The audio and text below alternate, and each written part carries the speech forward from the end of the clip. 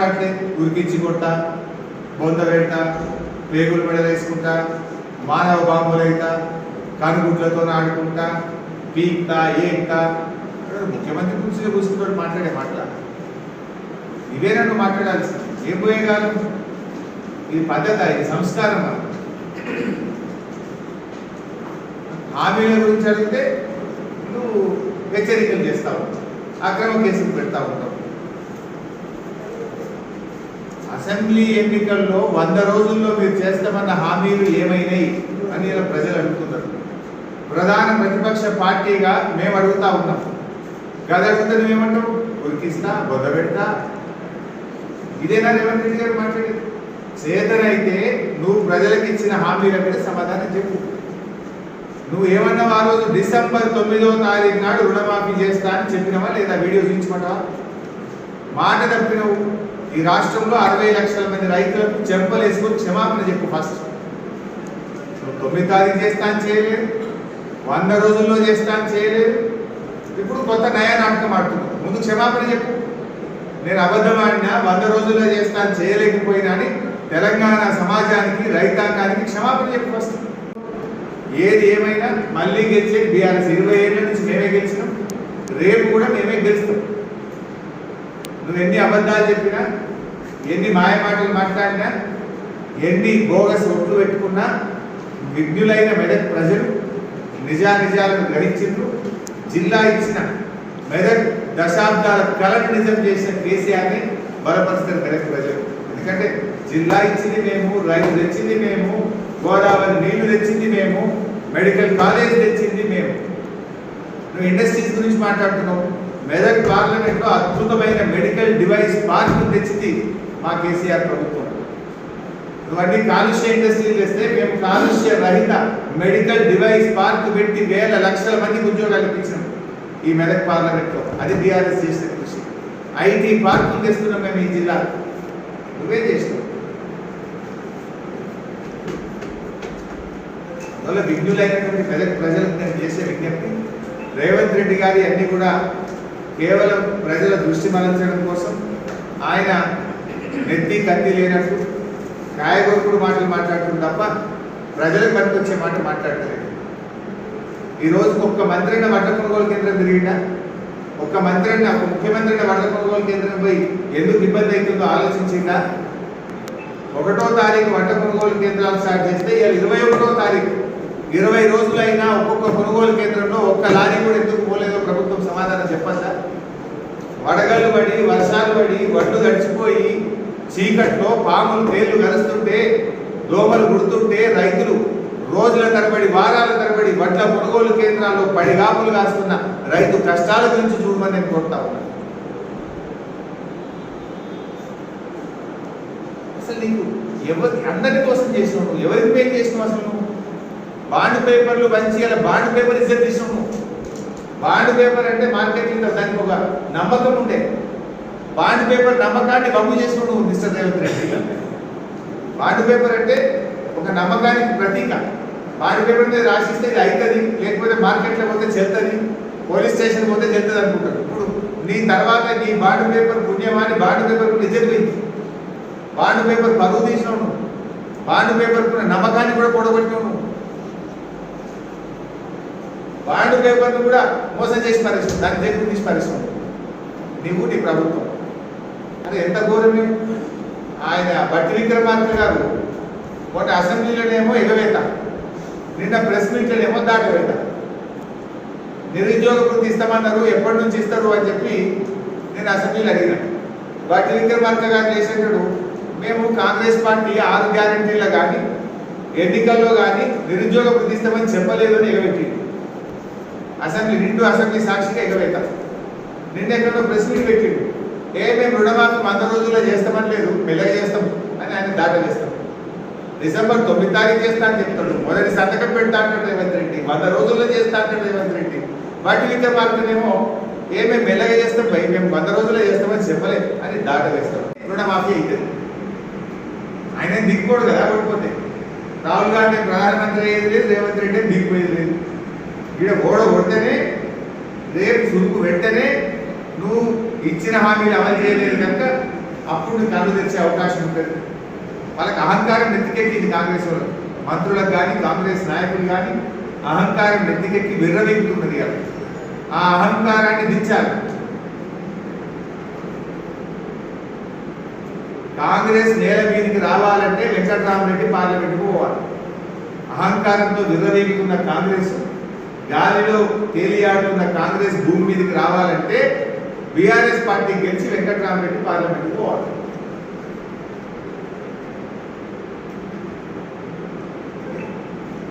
నా ఎత్తు గురించి మాట్లాడే అవసరం ఉన్నాయి. మెదక్లో రామదాస్ వస్తారు, హరీష్ రావు ఇంత ఎత్తున్నాడు, ఇక పొడుగు ఉన్నాడు. నా ఎత్తుతో ఇంకనే నా ఎత్తు కాదు కదా, రైతులు పడుతున్న తిప్పల గురించి ఆలోచించు. నేను ఇవాళ కొనిగండ్ల రామాయణపేట రాక కొనిగండ్ల వడ్ల మార్కెట్ వెళ్ళిపోయాడు. ఏం చెప్పిన వాళ్ళు 1వ తారీఖు నాడు వడ్ల కొనుగోలు కేంద్రాలు స్టార్ట్ చేస్తామన్నారు. ఇవాళ ఎంత? 21వ తారీఖు. 21 రోజుల్లో ఒక లారీ పోయిందా? ఒక కుప్ప కొన్నావా? ఒక రైతు 18 రోజులు వేసాను ఇక్కడ పడుకోబట్టి అంటు సిద్ధయ్య అనే ఒక రైతు, ఒక మహిళా రైతు కొడంగల్లో ఓడిపోతే రాజకీయ సన్యాసం తీసుకుంటాను. వెంకట తీసుకున్నావా? మాట తప్పడం నీ నైజం, అబద్ధాలు మాట్లాడడం నీ నైజం. ఏ రోజు మాట మీద నిలబడ్డావు? వెంకటరామరెడ్డి గారిని పట్టుకొని ఎక్కడి నుంచో వచ్చిందంట. నేను కొడంగల్ ఓడగొట్టి నువ్వు వచ్చి మల్కాజ్గిరిలో పోటీ చేయలే. మనం ఎక్కడి నుంచో కొడంగల్కి వెళ్ళి మల్కాజ్గిరిలో నువ్వు చేయొచ్చు. కానీ ఇవాళ వెంకటరామరెడ్డి ఈ జిల్లాలో 20 సంవత్సరాలు ప్రజలకు సేవ చేసింది. ఈ నియోజకవర్గ ఓటర్. మొన్న అసెంబ్లీ ఎన్నికల్లో ఆయన కుటుంబ సభ్యులు పటాల చెరువులో మా అభ్యర్థి మహిపాల్ రెడ్డి గారికి ఓటేసిండు. ఆయన ఈ నియోజకవర్గంలో స్థిర నివాసం ఏర్పాటు చేసుకున్న ఈ నియోజకవర్గ ఓటర్. నువ్వు కొడంగల్కి వచ్చి నువ్వు మాత్రం మల్కాజ్గిరిలో చేయొచ్చు, కానీ ఇక్కడ ఉండే వెంకటరామరెడ్డి గారు పోటీ చేస్తే నీకు తప్పు కనబడాలి. అబద్ధాలన్నీ అక్కడికి ఆడాలి. ఇక దేవుళ్ళ మీద ఒట్టు పెట్టుండ్రు రుణమాఫీ చేయబట్టి జిల్లాలు చేసి 3 మెడికల్ కాలేజ్ ఇచ్చింది కేసీఆర్ కాదా? మెదక్ మెడికల్ కాలేజ్ ఎవరు ఇచ్చింది? కేసీఆర్ ఏం చేయాలి అని అబద్ధాలు మాట్లాడతారు. నువ్వు మోసం చేసినావు. 7 రూపాయల అమ్మవారికి కేసీఆర్ 100 కోట్ల రూపాయలు ఇస్తే ఇచ్చిన 100 కోట్లను వాపస్ తీసుకొని ఇవాళ మెదక్కు అన్యాయం చేసింది రేవంత్ రెడ్డి. తప్పకుండా 7 రూపాయల అమ్మవారి ఉసురు తగ్గుతుంది. అమ్మవారికి అన్యాయం చేసినావు. ఆ అమ్మవారికి కేసీఆర్ 100 కోట్లు ఇస్తే ఆ 100 కోట్లు జీవో రద్దు చేసి ఇచ్చిన డబ్బుల్ని వెనక్కి తీసుకొని మెదక్కు తీరని అన్యాయం చేసింది మీరు రేవంత్ రెడ్డి. 3 జిల్లాలు చేసింది కేసీఆర్, 3 ప్రభుత్వ మెడికల్ కాలేజ్ పెట్టింది కేసీఆర్. మెదక్కు రైలు రావడానికి రాష్ట్ర ప్రభుత్వ ఖజానా నుంచి డబ్బులు ఇచ్చి రైల్వే అధికారులతో మాట్లాడి 100 కోట్ల రూపాయలు రాష్ట్ర ప్రభుత్వం నుంచి ఇస్తే ఇవాళ మెదక్కు రైలు వచ్చింది. మీరు పట్టించుకోలేదు. మెదక్ రైలు వచ్చిందంటే కేసీఆర్ 100 కోట్ల రూపాయలు ఇచ్చి భూసేకరణ చేసి శ్రద్ధ పెట్టి ఇవాళ కేసీఆర్ కృషితో మెదక్కు రైలు వచ్చింది. ఈ మెదక్ పార్లమెంట్ లో యూనివర్సిటీలు వచ్చినాయన్నా, రైళ్లు వచ్చినాయన్నా, ఇది కేసీఆర్ కృషి. ముఖ్యమంత్రి గారి వ్యవహారం ఏంటంటే నెత్తి కత్తి లేనట్టు. ఎటువంటి అంటే ఇక్రిసాట్ ఇందిరాగాంధీ తెచ్చినట్టు. ఇక్రిసాట్ ఎవరు తెచ్చిండ్రు? ప్రధానమంత్రిగా ఆనాటి ప్రధానమంత్రి చరణ్ సింగ్ గారు ఇక్రిసాట్ శంకుస్థాపన చేశారు. చరణ్ సింగ్ గారు ఇక్రిసాట్ ఇస్తే నువ్వు ఇందిరాగాంధీ ఇచ్చిందని అబద్ధపడుతుంది. బిహెచ్ఎల్ కూడా ఇందిరాగాంధీ ఇచ్చిందండి. ఇందిరాగాంధీ పోటీ చేసింది ఎప్పుడేమైనా 1980.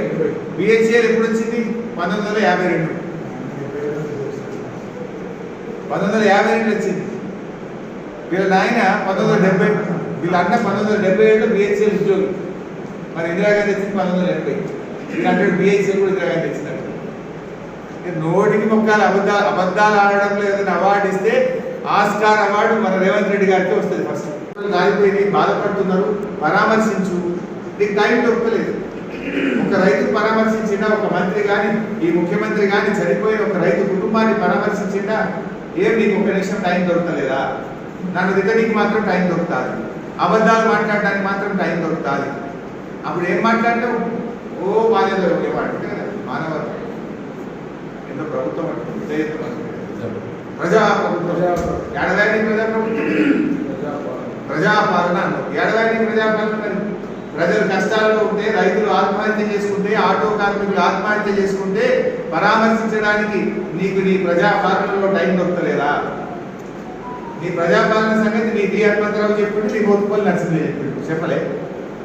ఏమన్నా ముఖ్యమంత్రిగా రోజు ప్రజల్ని కలుస్తాను, కలుపుతున్నావు? ఒక్కనాడని కలిసినావా ప్రజలు? నీ వి హనుమంతరావు గారే చెప్తుంది మా ముఖ్యమంత్రి 15 రోజులైనా అపాయింట్మెంట్ ఇవ్వలేడు వాడు. మాజీ మంత్రి, సీనియర్ నాయకులు, కాంగ్రెస్ నాయకులు, మోత్పల్లి నర్సులు నెలాయన ముఖ్యమంత్రి అపాయింట్మెంట్ ఇస్తలేడు వాడు. నువ్వు ప్రజలు ఎక్కడ కలుస్తావు? వి హనుమంతరావు కంటే సీనియర్ నాయకులు ఉన్నారా కాంగ్రెస్ పార్టీలో? ఆయన పుట్టు కాంగ్రెస్, నువ్వు అని అన్నింటి వచ్చినావు. ఆయనకే అపాయింట్మెంట్ దొరుకుతలేదు అంటే నీ ప్రజాపాలన ఏ పార్టీ ప్రజాపాలన ఈ రాష్ట్రంలో నడుస్తుందో అర్థమైతలేదా ప్రజలు? ఇక గుంజుకుంటా నీ దొడ్లు ఎంతమంది ఉంటారు ఇవేనా నువ్వు మాట్లాడు? కేసీఆర్ ఏమన్నాడు? నువ్వు 5 ఏళ్ళు ఉండాలన్నాడు సంఘానికి మీటింగ్ పెడితే. నీళ్ళేందో పాలేందో తేలాలన్నాడు. నీ ఎమ్మెల్యే ఖర్చులుంటే అది నువ్వు చూసుకో. నువ్వు మా లీడర్లను గుంచుతా, మా లీడర్లకు ఎంపీ టికెట్లు ఇస్తా, ఎమ్మెల్యేలను గుంచుతా అని మాట్లాడుతూ ఉన్నావు.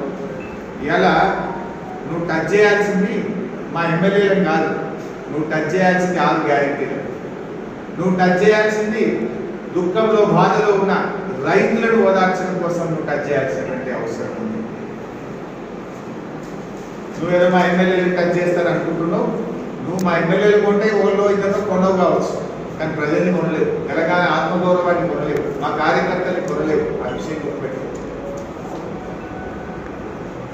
కేసీఆర్తోని తిట్టుకుంటా అసలు రేవంత్ రెడ్డి స్పీచ్ అంటే కేసీఆర్ చూడే. ఆయన కేసీఆర్ తిట్టకపోతే అక్కడ నిలబట్టట్లేదు, నిద్ర కూడా పట్టట్లేదు. కేసీఆర్ తిట్టుకుంటే ఎంతసేపు కాలక్షేపం చేస్తావు? నువ్వు ప్రజలకు ఇచ్చిన హామీలు అమలు చేయడం మీద దృష్టి పెట్టు. 6 గ్యారెంటీలు ఎందుకు 100 రోజుల్లో అమలు చేయలేదో ప్రజలకు సమాధానం చెప్పు, ప్రజలకు క్షమాపణ చెప్పు. కాయగూరు మాటలు మాట్లాడే తప్ప ఒక్కటంటే మెదకు పనికొచ్చే మాట మాట్లాడలేదు.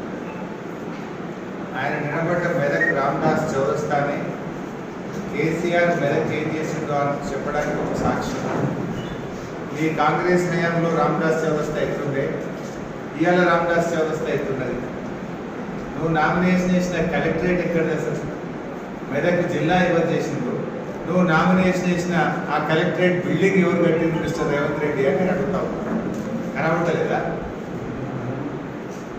ఇందిరాగాంధీ గారు మెదక్ను జిల్లా చేస్తా అని నీ కాంగ్రెస్ పార్టీ మోసం చేస్తే మెదక్ జిల్లా అనే కళను, దశాబ్దాల కళను నిజం చేసింది కేసీఆర్. ఆ జిల్లా అయింది కనుకనే నువ్వు ఇలా నామినేషన్ చేయడానికి మెదక్ వచ్చినావు. జిల్లా కాకపోతే ఈ నామినేషన్ సంగారెడ్డి పడుతుండే. మెదక్ జిల్లా కాకపోతే ఏడేసింది నామినేషన్? సంగారెడ్డి వేసుకుంటే. కేసీఆర్ మెదక్ జిల్లా చేసిండు కనుక, ఇక్కడ కలెక్టరేట్ కట్టిండు కనుక నువ్వు నామినేషన్ చేయడానికి మెదక్ వచ్చినావు. అంటే నిన్ను మెదక్ రప్పించిన కనుక కేసీఆర్ది బీఆర్ఎస్ పార్టీ. నువ్వు నామినేషన్ చేసిన కలెక్టరేట్ బిల్డింగ్ కళ్ళు సరిపోయినంత అద్భుతమైన భవనం కట్టింది కదా. అన్ని జిల్లా ఆఫీసర్ల సముదాయాన్ని మెదక్కు తెచ్చి మెదక్ ప్రజలు సంగారెడ్డికి వెళ్లకుండా మెదక్ ప్రజల కష్టాలను తెచ్చింది కేసీఆర్ బీఆర్ఎస్ పార్టీ కాదా? ఇలా మా జర్నలిస్టులకు కూడా ఒక ఆఫీస్ వచ్చింది, లేదు సంగారెడ్డి హెడ్ ఆఫీస్, మీకు యూనిట్ ఆఫీస్. అంటే ఆ కలెక్టరేట్ నువ్వు నామినేషన్ చేసి ర్యాలీ పెట్టినవే, కలెక్టరేట్ నుంచి రామదాస్ చౌరస్తా దాకా వేసిన 4 లైన్ రోడ్ ఎవరేసింది కేసీఆర్? అయిపోతే సింగిల్ రోడ్ ఉంటే నీ కాంగ్రెస్ గవర్నమెంట్లో సింగిల్ రోడ్. ఇవాళ 4 లైన్ రోడ్ వేసి ఆ బటర్ఫ్లై లైట్లలో పోయినావు కదా నువ్వు. కనవల్లే నీకు ఆ 4 లైన్ రోడ్? కనవల్లే ఎస్పీ బిల్డింగ్? కనవల్లే జిల్లా సమీకృత సముదాయం? కనవల్లే రామదాస్ చౌరస్తా? అక్కడి నుంచి చూస్తే కనబడలే వెజ్ నాన్ వెజ్ మార్కెట్? కనబడలే నీకు బ్రిడ్జ్? అదేంటి మామోజ్పల్లి బ్రిడ్జ్ కనబడలే నీకు? ఎంత అద్భుతంగా చేశారు. నీ హయాంలో గణపురం కాలువ మొత్తం కొవ్వు పట్టిపోయి యాడికాడ పగులు పెడితే గణపురం కాలువను ఆధునీకరించి చిట్ట చివరి భూములకు నీళ్ళు ఇచ్చింది కేసీఆర్ బీఆర్ఎస్ కాదా?